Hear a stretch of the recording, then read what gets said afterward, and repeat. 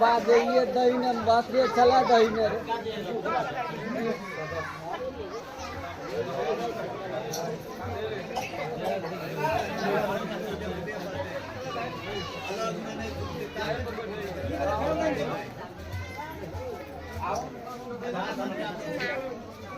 आराम करो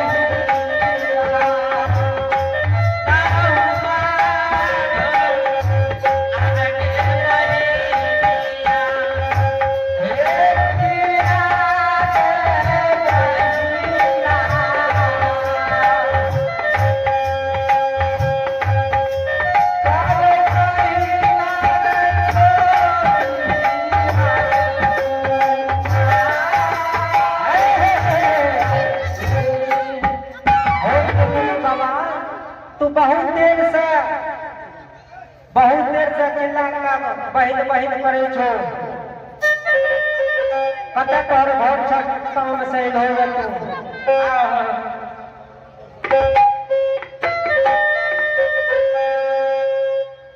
हे लाल हाँ एक घर के मालिक के बुला द अच्छा ओकरे से भेंट करब अच्छा मालिकिनी से भेंट करबो हाँ जननी से अब मैं लखनिया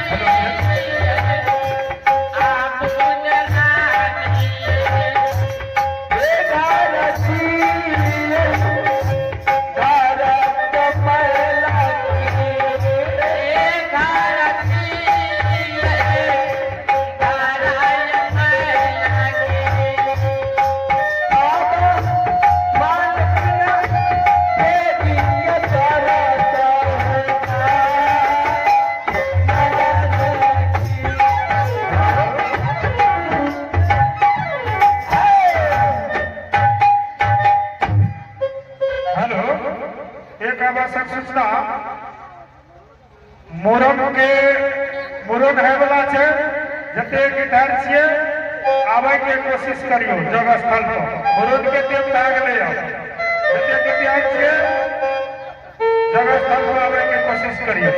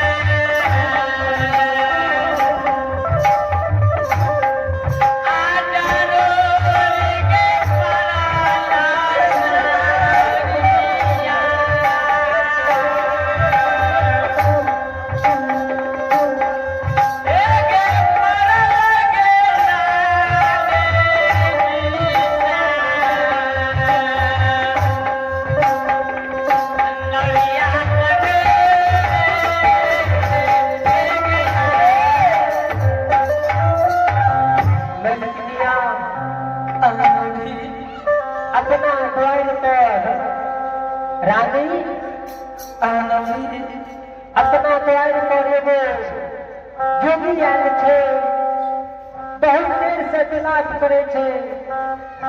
कि तुतना मलगिन से मिला जा।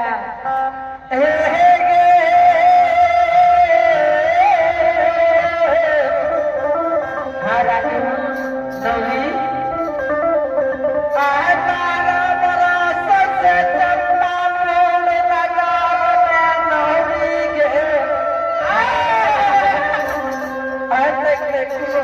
संत साधु महात्मा नहीं है नौली।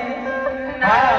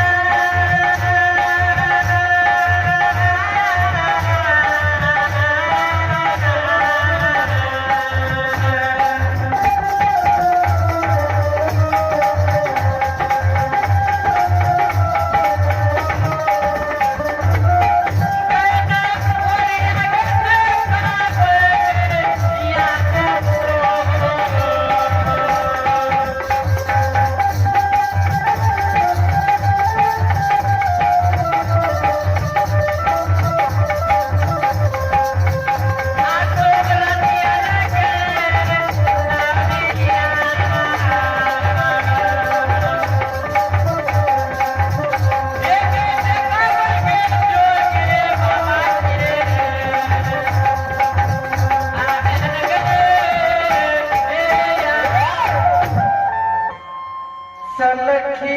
नौलिया गे। हाँ रानी माँ कहाँ ये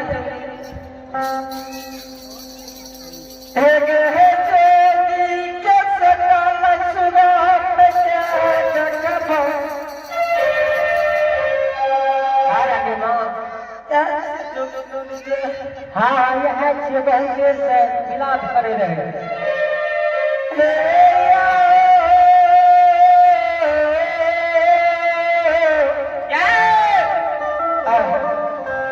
जोगी बाबा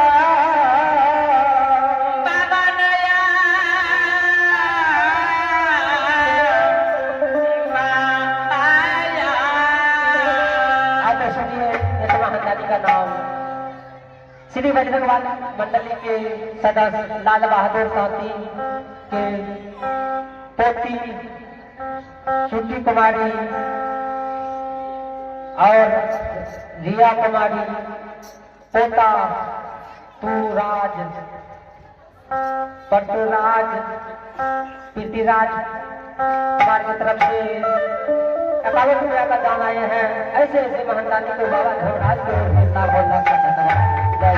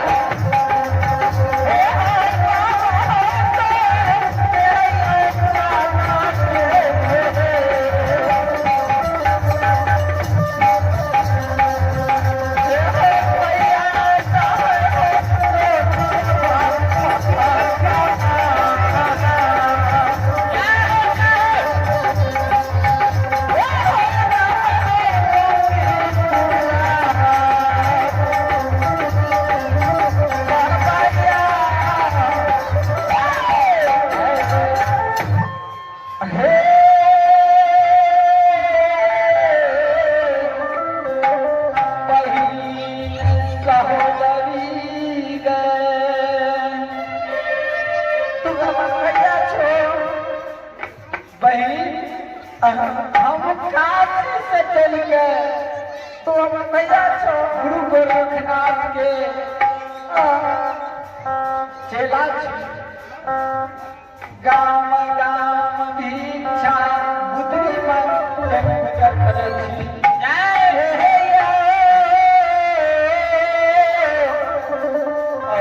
महात्मा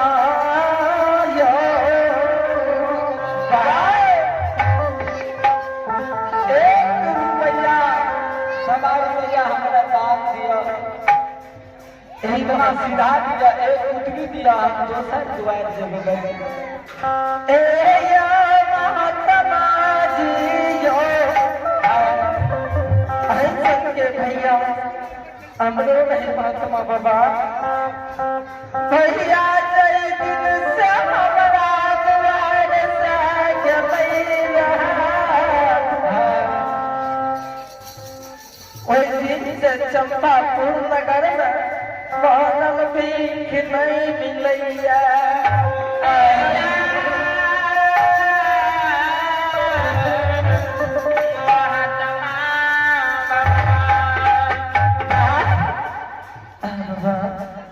हम जोगी नहीं छी